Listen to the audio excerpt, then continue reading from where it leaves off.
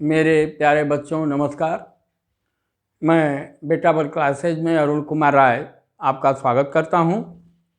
अब हम लोगों को आपकी पाठ्य पुस्तिका का चैप्टर 1 का एक्सरसाइज 1.3 हल करना है। इसमें इस एक्सरसाइज में 3 सवाल हैं और 3 सवाल में पहला सवाल है, सिद्ध कीजिए कि करणी में 5 एक अपरिमेय संख्या है। तो देखिए, पिछले क्लास में हम लोग चर्चा किए हैं कि जैसे इसके साथ कुछ जोड़ा घटाया गया रहता है। जैसे मान लीजिए यह करणी में 5 अपरिमेय संख्या है, इसके साथ मान लीजिए 8 धन करणी में 5 अथवा 8 ऋण करणी में 5। तो करणी वाली संख्याओं को छोड़ करके सभी संख्याओं को हम लोग क्या करते हैं, एक तरफ कर देते हैं। लेकिन यह बहुत सरल है। इसको चाहे करणी में 2, जैसे हम लोग सिद्ध किया है कि करणी में 2 एक अपरिमेय संख्या है, करणी में 3 एक अपरिमेय संख्या है। अब मान लीजिए अभी तो करणी में 7 कह रहा है, 5 कह रहा है। अगले क्षण मान लीजिए आपसे क्वेश्चन पेपर में पूछा जाए कि सिद्ध कीजिए कि करणी में 7 अपरिमेय संख्या है, करणी में 11 अपरिमेय संख्या है, करणी में 13 अपरिमेय संख्या है। तो इन सबको जो है हल करने का केवल और केवल एक ही तरीका है। इसको आप लोग जान जाएंगे तो वह कल के डेट में मान लीजिए आपसे कहे कि सिद्ध कीजिए कि करणी में 41 अपरिमेय संख्या है, करणी में 53 अपरिमेय संख्या है। मतलब जो अभाज्य संख्याएं हैं, और उसको करणी में दे दे तो और पूछ दे कि सिद्ध कीजिए कि यह एक अपरिमेय संख्या। तो इस प्रकार के प्रश्नों को हल करने का केवल और केवल एक ही तरीका है, और है क्या? जैसे करणी में 2 हल किए हैं, करणी में 3 हल किए हैं, वैसे आज करणी में हम लोग 5 हल करेंगे। यह है क्वेश्चन नंबर 1। क्वेश्चन नंबर 1 और ये कह रहे हैं कि सिद्ध कीजिए कि करणी में 5 एक अपरिमेय संख्या है। एक अपरिमेय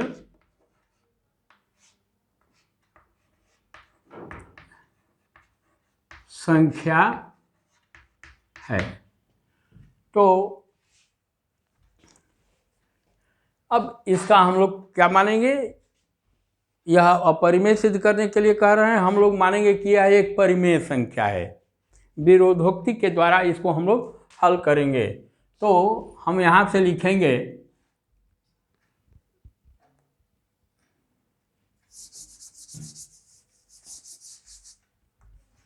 क्वेश्चन नंबर 1।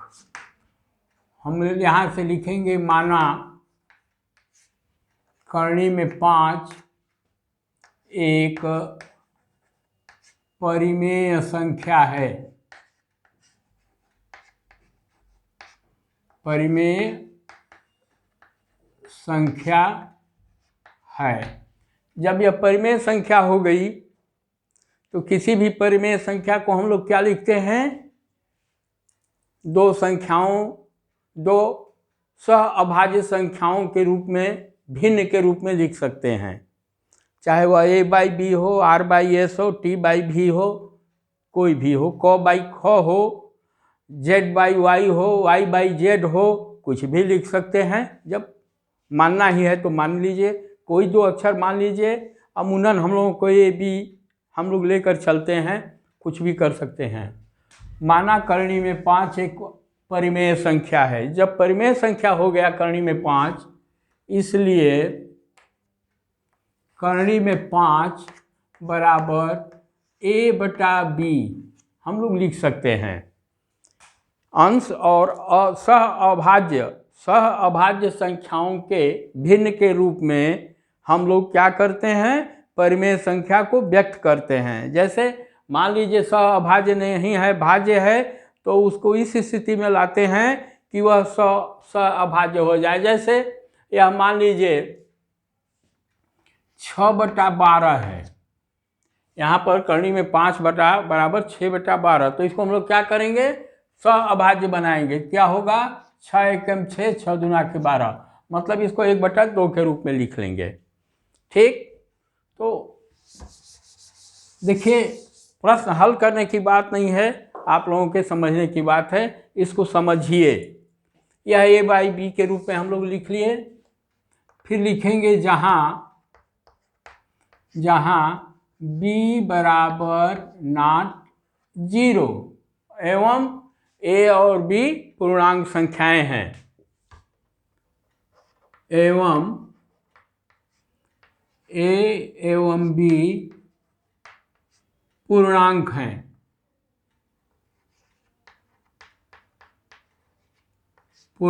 हैं। यह हम लोग जरूर लिखेंगे। जब इस प्रश्न को आप लोग हल करेंगे तो आप लोग लिखेंगे करनी में 5 बराबर a/b, जहाँ b बराबर 0 नहीं है, एवं a एवं b क्या है, पूर्णांक एवं सह अभाज्य हैं। पूर्णांक एवं, यहाँ पर ऐसे इसको लिखिए, जहाँ a एवं b पूर्णांक एवं सह अभाज्य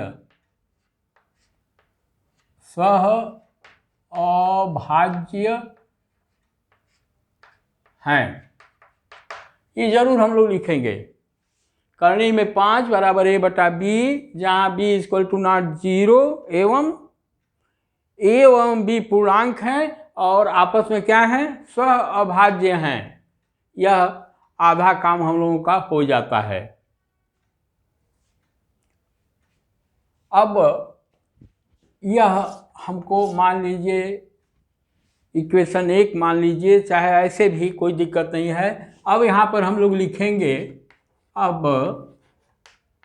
दोनों पक्षों का, इसका हम लोग क्या करेंगे, वर्ग करेंगे। दोनों पक्षों का वर्ग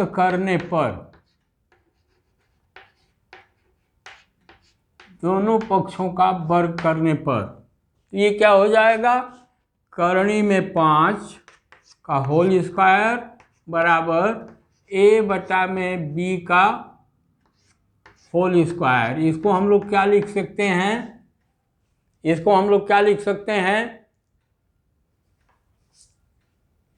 या इसको हम लोग क्या लिख सकते हैं, या 5 भाई √5 है, उसका जब वर्ग करेंगे तो क्या हो जाएगा, 5 हो जाएगा।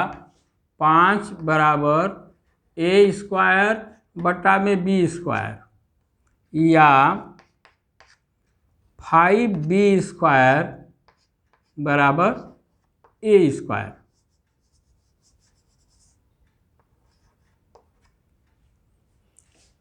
यह b², इस b² का यहाँ 5 में गुणा हो जाए तो 5b² हो गया, बराबर कितना हो गया हम लोगों का, a² हो गया। अब देखिए 5b² = a², मतलब यह क्या कह रहा है, यह कह रहा है कि इसको हम लोग और क्या लिख सकते हैं, 5 × b² बराबर a², इतना हम लोग लिख सकते हैं। तो इसका मतलब क्या हुआ कि 5 जो है a² को विभाजित करेगा, और पीछे हम लोग प्रमेय में पढ़ चुके हैं कि p एक अभाज्य संख्या है, और वह यदि a² को विभाजित करता है तो p a को भी विभाजित करेगा।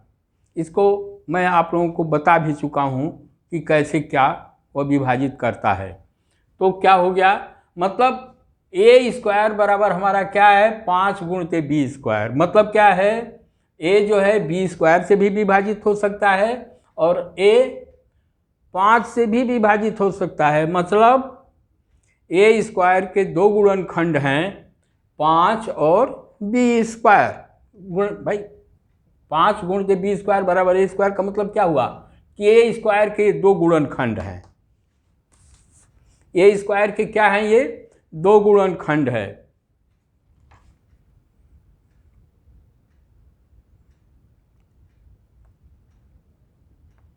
पाँच, अब हम लोग लिखेंगे 5, यहाँ लिख देंगे अतः 5 ए स्क्वायर को विभाजित करेगा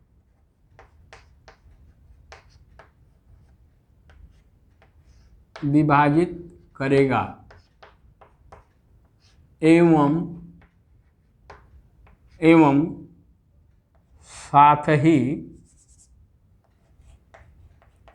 साथ ही गणित के प्रमेय के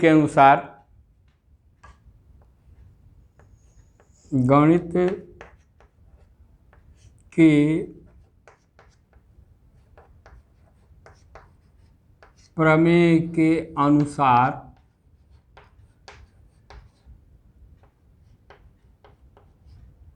अनुसार ए को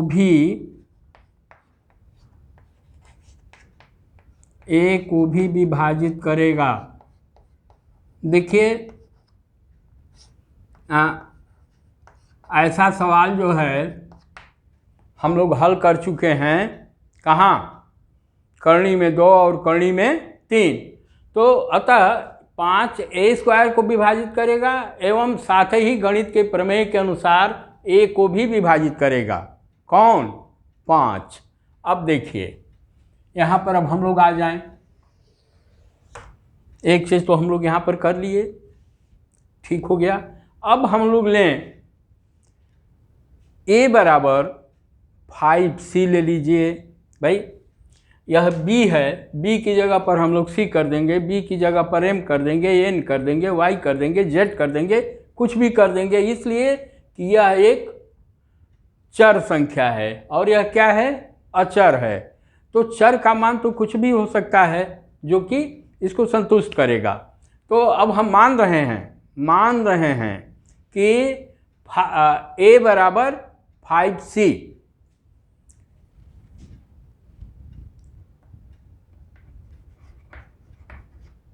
अतः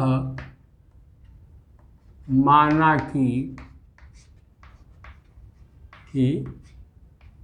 a बराबर 5c। भाई ए स्क्वायर बराबर 5 इंटू बी स्क्वायर, मतलब ए के गुणक क्या हैं, 5 और बी हैं। वैसे ही वहाँ पर 5 तो अचर संख्या है, चर जो है वह सी हो सकता है, डी हो सकता है, कुछ भी हो सकता है। जो चलायमान है वह तो चर रहेगा ही। अब देखिए इसका हम लोग दोनों पक्षों का वर्ग कर देंगे, दोनों पक्षों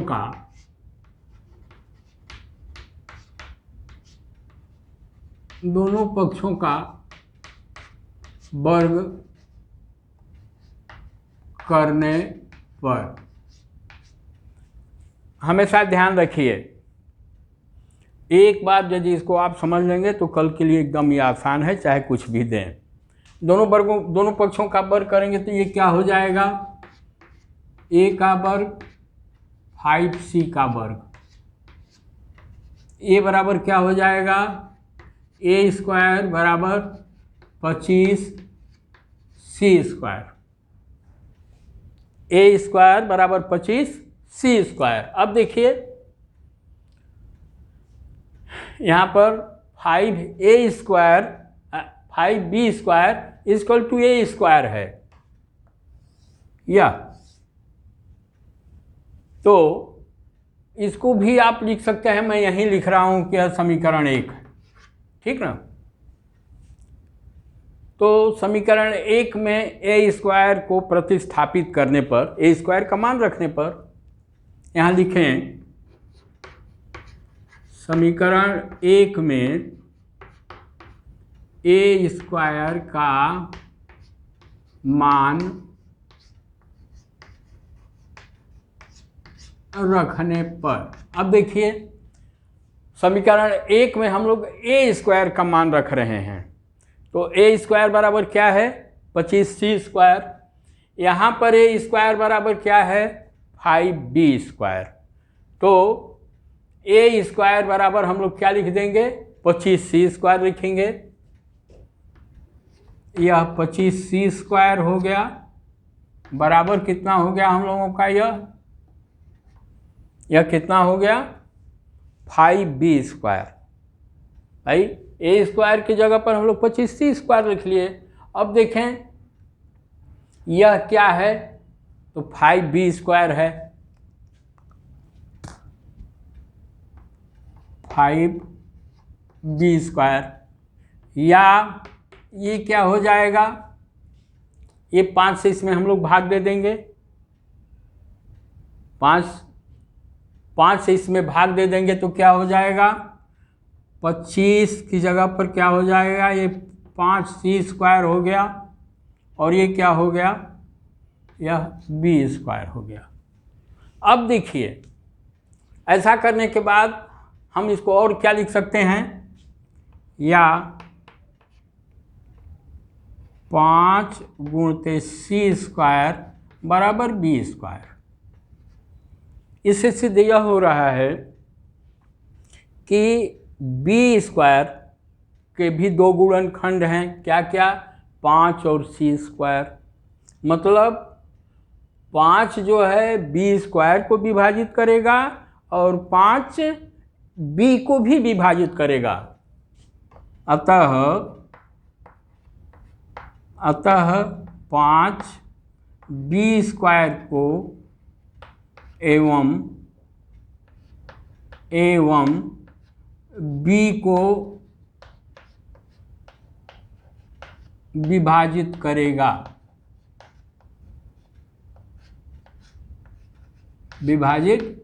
करेगा, अब देखिए हम लोग तो यहाँ मान कर चले हैं कि ए और बी क्या है, सहअभाज्य है। यहाँ पहले ही हम माने हैं कि ए और बी क्या है, पूर्णांक है और सहअभाज्य है। लेकिन हम लोग देख रहे हैं कि यहाँ ए जो है 5 से विभाजित हो रहा है और बी भी 5 से विभाजित हो रहा है। मतलब 5 ए एवं बी दोनों को विभाजित करता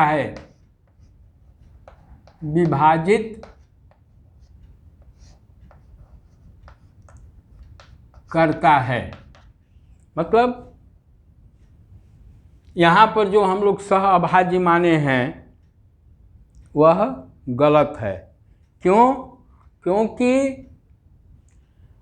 इन दोनों को ए और बी का एक गुणनखंड, एक भाजक क्या है 5 भी है, ये आपस में क्या है सहअभाज्य नहीं है। हम लोग यहाँ माने हैं कि सहअभाज्य हैं। √5 बराबर a बटा b, जहाँ b = नॉट 0 एवं a एवं b पूर्णांक एवं सहअभाज्य हैं। लेकिन ये कहाँ है, पूर्णांक तो हैं लेकिन सहअभाज्य नहीं है। क्यों नहीं है? इसलिए कि यहाँ पर 5 जो है a और b दोनों से विभाजित हो रहा है, मतलब इनका एक विभाजक जो है, इनका एक भाजक क्या है 5 है। और यह क्यों आया है? यह इसलिए आया है कि हम लोगों ने एक गलत कल्पना किया। यहाँ पर हम लिखेंगे यह निष्कर्ष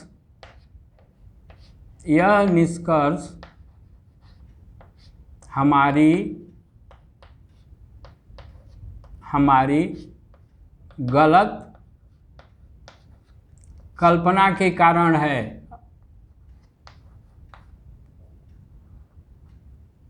कल्पना के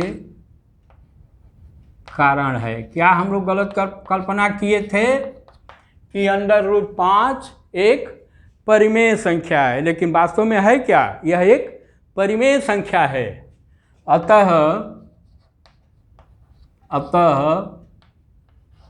करनी में 5 एक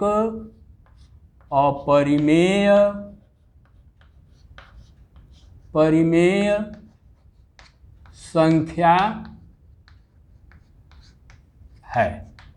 अतः यह जो भी आया है वह हमारी गलत कल्पना के कारण आया है। हम लोगों ने करनी में 5 जो कि एक अपरिमेय संख्या है, उसको हम लोगों ने क्या कह दिया कि यह परिमेय संख्या है। वह विरोधोक्ति के आधार पर इसको सिद्ध करने के लिए हम लोगों ने ऐसी कल्पना किया, जो कि हमारी कल्पना गलत थी। यह सब कुछ करने के बाद यह जो यहाँ पर हम सहअभाज्य माने हैं वह सहअभाज्य भी नहीं है। इसलिए नहीं है कि जब हम गलत कल्पना किए हैं तो इन दोनों का 5 जो है एक भाजक के रूप में उभर करके आ रहा है, और यह इसलिए उभर करके आ रहा है कि हम लोगों ने एक गलत कल्पना कर लिया था। तो ये हम लोगों का सिद्ध हो गया। फिर अगले क्लास में हम लोग अगले सवाल को लगाएंगे।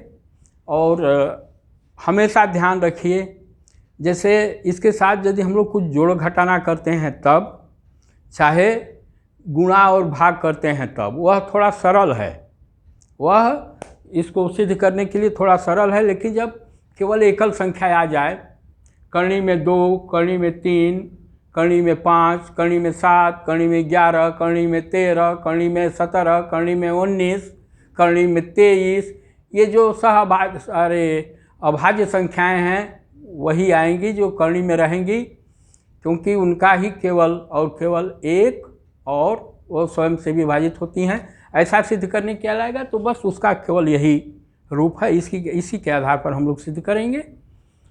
तो अब शेष अगले क्लास के लिए, यदि आप लोगों को मेरे बच्चों अच्छा लगा हो तो इसे आप लोग लाइक करें, शेयर करें एवं सब्सक्राइब करें। आप लोगों का बहुत बहुत धन्यवाद।